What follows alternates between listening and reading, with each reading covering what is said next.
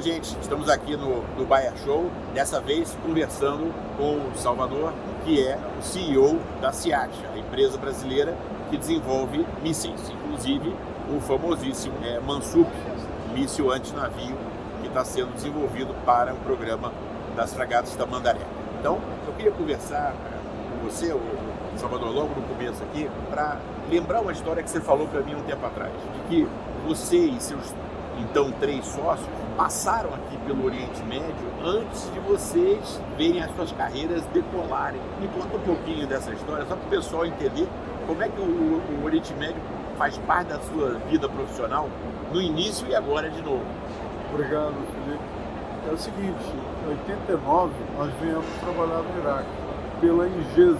Ingesa, os mais velhos aí sem acordo, era uma empresa que fazia os blindados.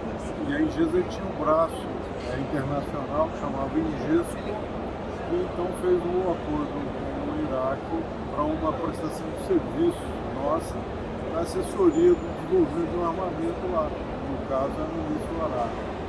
Só que veio a guerra, né? Veio a questão do Kuwait e a gente teve que retornar. Agora, o curioso é o seguinte, por que a gente saiu do Brasil e veio? É que naquela época estava faltando incentivo e recurso para o desenvolvimento de projetos dessa natureza. Então, através da Ingesa, a gente enxergou essa oportunidade fora. Foi por isso que a gente montou um time para trabalhar nesse projeto. Ou seja, se tivesse uma demanda estruturada, organizada, financiada dentro do Brasil, vocês não teriam que ter ido para fora. Sem dúvida, não precisaria, né? Tinha todas as condições de desenvolver o trabalho no Brasil. Foi por falta de oportunidade mesmo que a gente acabou optando por sair. E aí vocês criam uma empresa pequena chamada Mectron no Brasil. Essa empresa desenvolve uma série de produtos para a Força Aérea, primariamente, correto? E aí vem a decisão lá do governo Lula anterior de dinamizar a indústria de defesa brasileira com a entrada das empresas de construção.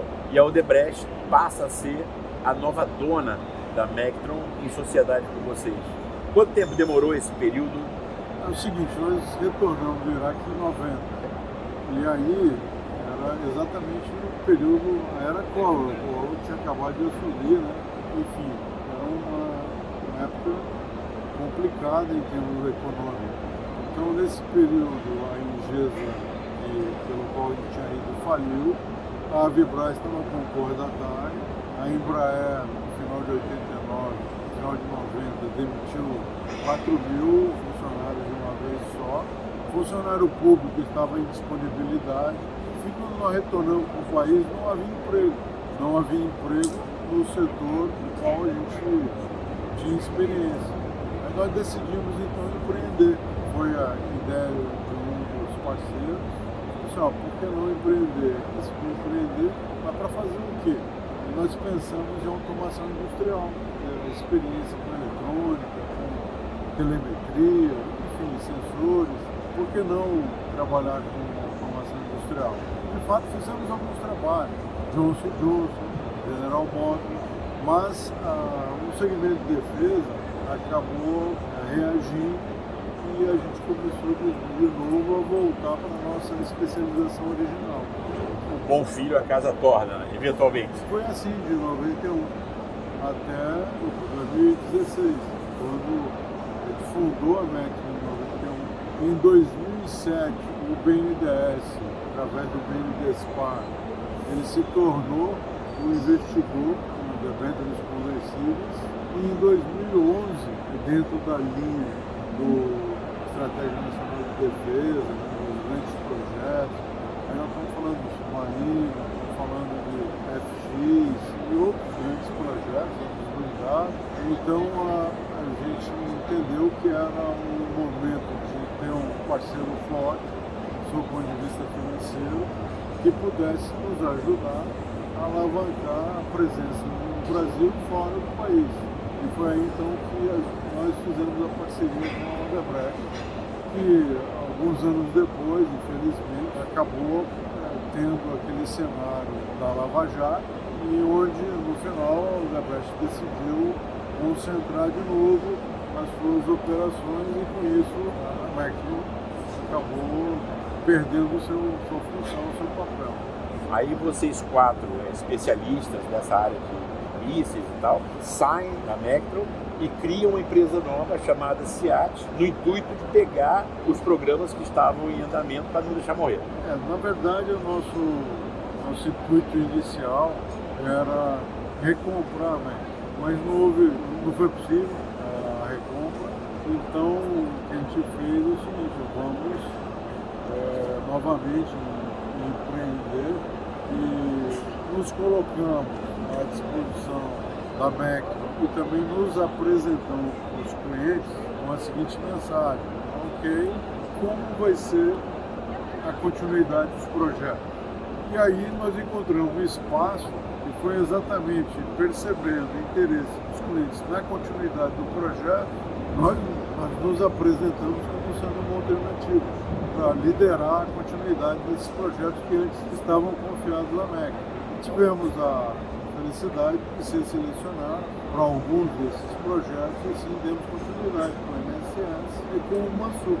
Então, aí vocês saem da Mectron com o produto que vocês tinham para o Exército e o produto que vocês tinham para a Marinha. E os produtos da Força Aérea ficaram para trás. Na verdade, foi um momento de transição onde alguns dos projetos com a Força Aérea já tinham terminado e outros estavam em fase de transição de etapa e, enfim, acabou que não teve nenhum projeto que foi considerado para continuidade conosco. Foi um momento que aconteceu que não era muito propício para isso, porque, como eu falei, ou tinham terminado as etapas de projeto ou estavam em fase de transição. Sobre o MSS 1.1, né? MSS 1.2, que é o míssil anti-carro, está sendo desenvolvido para o Exército, tem uma história que você me contou que eu achei muito interessante, que era quando vocês chegaram ao final do desenvolvimento do protótipo e que era decisão devia ser tomada de botar ele em operação, em seriada, né, em produção seriada, demorou tanto que os componentes saíram do mercado. Essa é uma questão que eu acho que é, pelo que eu entendi, das mais críticas, ou seja, o desenvolvimento tem um tempo. Se você for além daquele tempo, todo o seu esforço pode ser jogado fora. É isso? O que acontece é o seguinte: como em toda indústria, você tem a sua cadeia de suprimentos. E é importante você manter a cadeia de suprimentos ativada. Então, quando se passa um tempo entre fases de projeto, você passa do desenvolvimento para a industrialização para a produção. Se nesse processo se passa muito tempo, corre o risco de você perder algum fornecedor que não foi mantido ativo por aquele período, ou de alguma tecnologia que se utilizava na solução, ela está sendo substituída por uma nova tecnologia, o que implica em retrabalho. Então isso é um fato nessa indústria. Então a gente tem que estar sempre atualizando tecnologia, atualizando família de componentes e assim por diante, assim como mantendo a cadeia de suprimento abastecida, para que eles estejam fortes no momento da demanda. Tendo falado isso, vou engatar agora com o Mansup. Certo. Né? Mansup é o grande produto que vocês estão desenvolvendo, né? Faz parte de um conjunto de empresas que envolve a Avibraz na propulsão, Omnisys com o sensor, né? o sensor de radar. A minha pergunta para você é o seguinte: este é um produto chave, a Marinha está sólida por trás desse produto e é um produto que até aqui não teve um main contractor, o contratador principal, o integrador master. Vocês faziam uma parte do trabalho, a Avibraz fazia outro, as outras empresas faziam cada um sua parte, mas cabia à própria Marinha ser o main contractor. Né? Então, isso eu achei algo exótico para a minha experiência de acompanhar o mercado.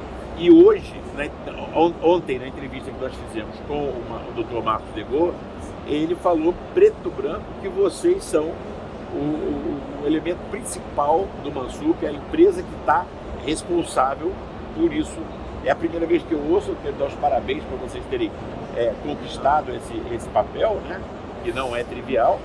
Agora, a minha dúvida é o seguinte: Fala pra gente um pouquinho sobre o esforço de desenvolver o Mansup e o que é que vocês já alcançaram até aqui. Ok. Primeiro é o seguinte, quando nós assumimos como SEAT o projeto, havia muitas incertezas em relação às próprias soluções técnicas a serem empregadas. Algo que a gente precisa ter em mente é que a Marinha criou um requisito, que foi um requisito muito importante para nós, que é o seguinte: as soluções de projetos não deveriam utilizar componentes controlados. Então nós teríamos que usar componentes comerciais off-the-shelf, nada que fosse controlado. Que já está disponível no mercado sem restrição. Isso fez com que nós tivéssemos que ser muito ousados em algumas soluções, principalmente quando você fala de tecnologia de radiofrequência, enfim. O que houve? Precisamos passar por uma fase de comprovar em laboratório algumas ideias que existiam de como resolver alguns desses problemas. Só que isso aconteceu numa velocidade muito rápida. E pouco mais de um ano que a gente assumiu o projeto, o bicho estava voando. E voando com sucesso. Então, assim, a SEAT demonstrou uma capacidade de mobilização e de solução de problema e entrega muito rápido. E aquilo, de certa forma, passou a ser o nosso mote, porque nós temos que rachar um pouco, não dá para ficar levando muito tempo nessas soluções, a gente tem que ser muito ágil. E o mundo hoje exige uma rapidez muito grande. Se antigamente você tinha 15 anos para fazer um projeto, seja por uma questão de tecnologia, seja por uma questão de capacidade de investimento, hoje o mundo não é mais assim. Hoje ninguém investe num projeto que vai ter 15 anos para chegar no fim. Hoje o end user, o investidor, ele vai olhar de uma forma diferente, ele quer resultados relativamente curto prazo. Então, a gente teve que ter uma mudança de mindset para fazer isso. E com relação a ser integrador do Mansup, eu entendo que essa é uma decisão que está sendo firmada na Marinha e que tem tudo a ver com novas etapas do projeto, onde existe não só o Mansup, mas como também o Mansup ER em parceria com a ER. Me fala um pouquinho sobre esse conceito de família que vocês querem colocar no Mansup, né? Agora com o Mansuper, né? ER de extra alcance em inglês, vira Mansuper, então dá uma sonoridade interessante ao outro produto. Verdade. Fala pra gente sobre esse conceito de família e por que isso é crítico para o sucesso desse programa. Felipe, é o seguinte, lá em 2019, nós estávamos trabalhando, assim, ok, o Mansup deu ponto, a gente fez os primeiros lançamentos e a gente percebeu que aquilo ali não tinha nenhuma tecnologia, algum risco. Mas, assim, bom, como que a gente avança, né? Então, a ideia que nós desenvolvemos é o seguinte: sabe que, principalmente os países como o nosso, que estão ainda em fase de ter dificuldade para alocar orçamentos expressivos para desenvolver o nosso projeto, aquilo tem que ser muito otimizado. Então, assim, como que a gente faz o recurso do nosso cliente render mais? Como que nós podemos otimizar investimentos, como é que a gente pode otimizar time to market e otimizar reuso, principalmente. Então, nós começamos a fazer uma discussão interna de como fazer isso. E o que a gente vê é o seguinte: muitas vezes você vê armamento que foi concebido para uma aplicação sendo adaptado para outra. Míssil ARA sendo usado como míssil superficial, e assim por diante. Então, olhando para tudo isso, assim, a gente não pensa no conceito de uma família, onde você identifica o reuso que pode ser feito entre os subsistemas e mesmo quais são as novas tecnologias que você vai ter que incorporar ao produto, de forma que ele tenha múltiplos usos, ou seja, possam ser usados de diferentes plataformas para neutralizar diferentes alvos. Então a gente começou a trabalhar nisso em 2019 e surgimos com o conceito da família. É interessante que quando você tem uma família onde há uma comunalidade grande entre os sistemas dos vários mísseis diferentes, quando você desenvolve um upgrade, você quase que necessariamente está fazendo um upgrade de vários sistemas ao mesmo tempo. Um upgrade gera 5 mísseis diferentes upgradados. É a eficiência. Exatamente, porque, por exemplo, se no Mansup você coloca uma turbina, você tem o outro tipo de alcance, né? Você tem uma capacidade de combate muito mais elaborada. E assim por diante. Então o que a gente fez foi criar esse conceito, olhar para o roadmap de produto, olhar para o roadmap de tecnologia e eleger onde é que a gente vai colocar o foco. Então vamos lá. Quais são hoje, na ideia de vocês, os membros dessa família Mansup? Olha, a Marinha elegeu como sendo o primeiro membro, depois do Mansup, o Mansup com alcance estendido. Mansup. Possivelmente haverá uma versão embarcada em aeronave. Manaé. O equivalente do Manaé. Possivelmente haverá uma versão, não com aplicação naval, mas para defesa de costa. E no futuro, bateria costeira. Bateria costeira. E possivelmente no futuro, utilização submarina.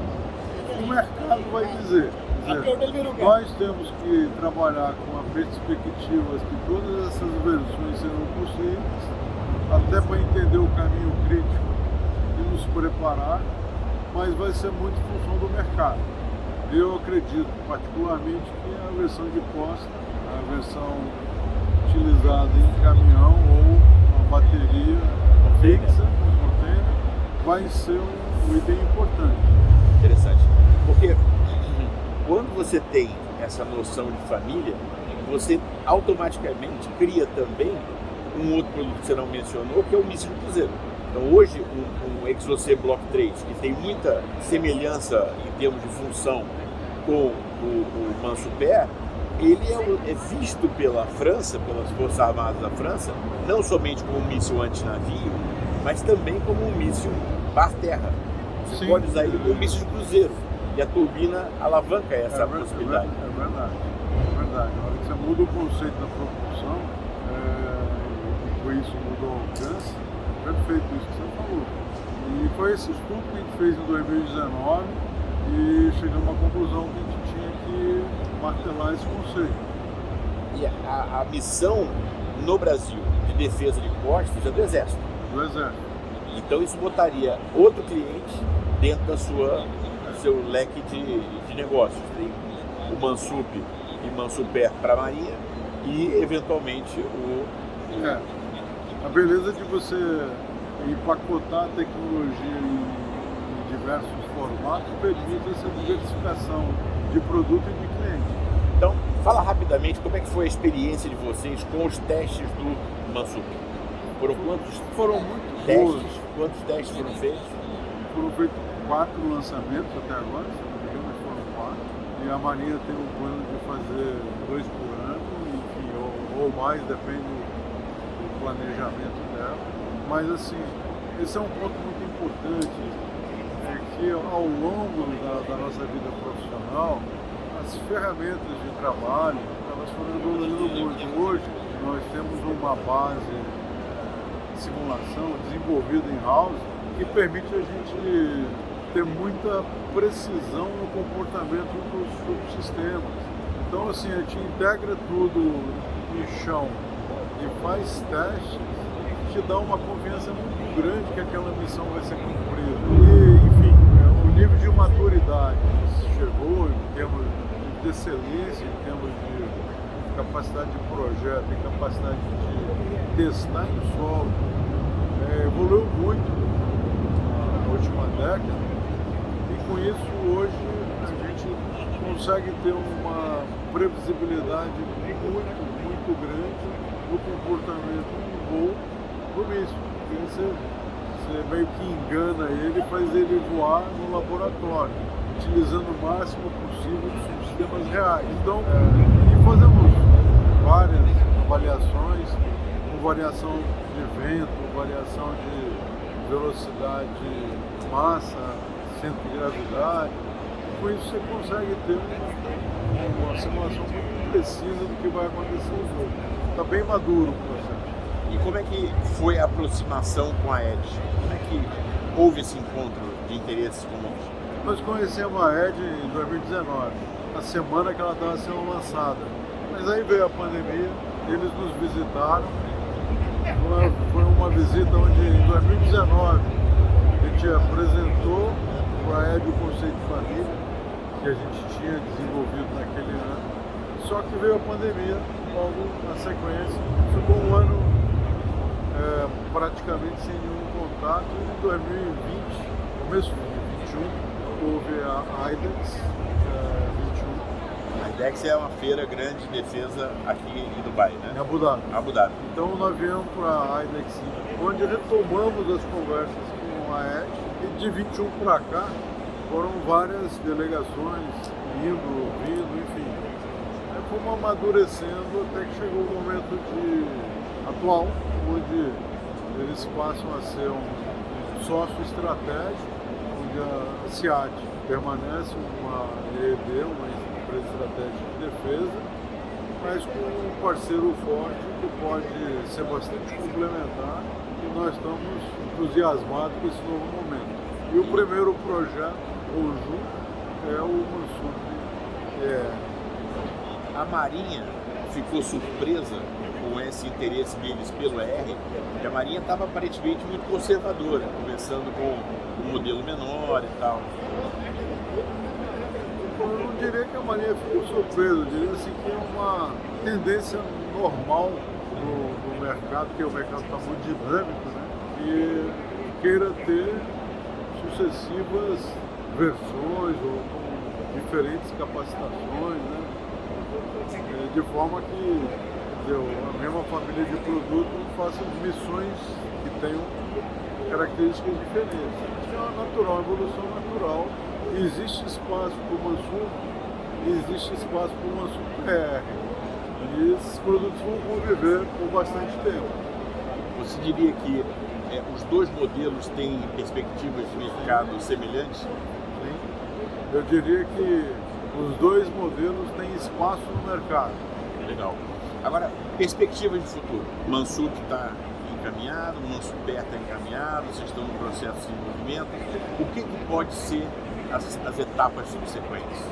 Felipe, é o seguinte, a maneira como a gente enxerga, a gente tem que botar o foco na entrega desses dois produtos. Então, assim, a nossa prioridade número 1 é entregar o Mansup PR. Naturalmente, nós vamos nos preparar para o futuro. O que significa preparar para o futuro? Significa a gente estar sempre atualizando o nosso roadmap de produto, o roadmap de tecnologia, e tomando as decisões de quando e como nós vamos ter uma tecnologia agregada a esse roadmap. Então é esse trabalho que a gente vai fazer nos próximos 2 anos. Vocês já olharam para a perspectiva de mísseis antiaéreos, que é um tema que está rodando em várias das forças armadas nesse momento? O Brasil sempre foi um país que investiu muito pouco em defesa antiaérea. A gente comprava os aviões, mas não comprava os mísseis antiaéreos. Recentemente teve uma movimentação para mudar esse quadro. Vocês enxergam essa área de míssil antiaéreo como um potencial interessante? Ou vão ficar só nessa área de mísseis maiores, antinavio, cruzeiro, etc? Não, a gente vê como sendo uma possibilidade, apesar de não ser o nosso foco no momento. Se fizer sentido, do ponto de vista do cliente, do ponto de vista de econômico, a gente pode participar de um projeto dessa natureza. Se fizer sentido, sempre tem que pensar na sustentabilidade do negócio a longo prazo. Agora, tem um outro aspecto do nosso trabalho, que é a questão do CISGAS. Parabéns pela vitória. Obrigado. O CISGAS tem tudo a ver com a missão da CIAT. Explica o que é o CISGAS para o pessoal que não sabe. O programa do CISGAS é um programa de monitoramento da costa e das águas territoriais e o monitoramento das águas internas, dos grandes rios, como o Amazonas, por exemplo. Então, o Brasil tem muita necessidade, todos os países têm, de ter cada vez mais informação sobre o que acontece nas águas de sua jurisdição. E em 2012, se eu não me engano, surgiu o conceito do CISGAS, entre 12 e 14. À época não foi possível ser implementado, por questões inclusive do investimento, e agora a Marinha decidiu começar o CISGAS, que é um programa bastante muito grande e importante, mas começar com um projeto piloto. Então, a CIAT, um consórcio com a BEM, um consórcio chamado Miramar, foi selecionado e, enfim, nós estamos aí para dar o primeiro passo em apoio à Marinha no monitoramento do litoral. Uma perguntinha que faltou perguntar: quando é que você acha que o Mansupé estaria pronto para voar? O Mansupé, nós estamos falando de um horizonte aí de 2 anos e meio, vamos fazer os primeiros testes. Uma dúvida minha que eu não soube responder: o booster do Mansup e do Mansupé são o mesmo ou um é mais poderoso? Não, são diferentes. São diferentes. Me pareceu maior o do... E o Mansupé tem 4 entradas de ar ao redor da fuselagem. A ideia é que tenha sempre pelo menos 2 de cara para o fluxo de ar, é isso? Esse é o conceito, mas tudo isso está em avaliação. Isso vai, à medida que for fazer as revisões de projeto, isso aí vai ser rediscutido. Ou seja, então essa maquete que está exibida aqui, super bonita, cinza escuro, bem elegante, ela é meramente uma sugestão. Uma referência. Uma sugestão do que está vindo por aí. Eu diria mais que uma sugestão, uma referência. Uma referência. Que já foram feitos alguns estudos e, à medida que o projeto for avançando, novas revisões haverão. Maravilha. Obrigado pela sua entrevista, foi absolutamente incrível, como sempre, e eu queria te dar a oportunidade de dizer para o povo aonde que eles podem achar o conteúdo online da CIAT para ficar atualizado do que está acontecendo, e como é que eles podem acompanhar o passo a passo dessa grande batalha de vocês pelo míssil antinavio / de cruzeiro nacional. A CIAT é uma empresa relativamente jovem, então nós estamos ainda organizando o material de divulgação.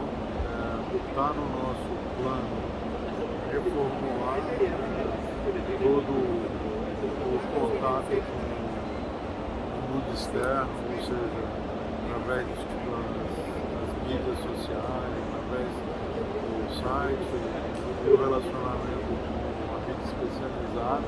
Então vamos passar para uma nova etapa, onde nós vamos ter que virar a página, mudar a página e rever o nosso posicionamento perante o público interessado especificamente nos assuntos de defesa. Então novidades virão, vocês terão acesso a essas novas informações ao longo já do próximo ano. Muito obrigado. Obrigado por ter achado tempo para conversar com a gente aqui. A gente sabe quão complicada é a vida de vocês, quão movimentada, quantidade de encontros e reuniões que demandam tanto de vocês, né? Obrigado por ter achado espaço para conversar com a gente. Um prazer sempre imenso estar com você. Felipe, eu que agradeço a oportunidade. E assim, tudo são etapas, né? São fases. Enquanto a gente estava nesse período de discussão com a Heli, que foi praticamente esse ano inteiro, seria prematuro qualquer tipo de discussão, de envolvimento aí das mídias especializadas, enfim. Eu que agradeço a oportunidade que agora, a partir desse evento onde está formalizada a parceria, a gente não tem mais propriedade para nos posicionarmos perante os interessados. Bem, muito obrigado. Aproveite a sua feira, que traga muitos interessados, muitos clientes, e nós vamos estar sempre aqui monitorando vocês, acompanhando o trabalho de vocês. Parabéns pelas ótimas novidades que estão vindo aí. Eu sei o quanto vocês merecem. Bom?